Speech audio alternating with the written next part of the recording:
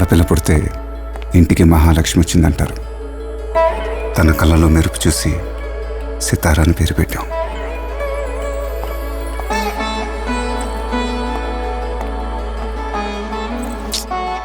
ఏదో మిస్సింగ్. ఇది ట్రై చేయి.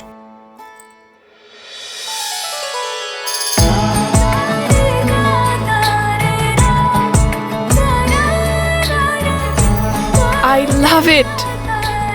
I love you. స్టన్నింగ్. నేనా నా జ్యువెలరీయా? నేను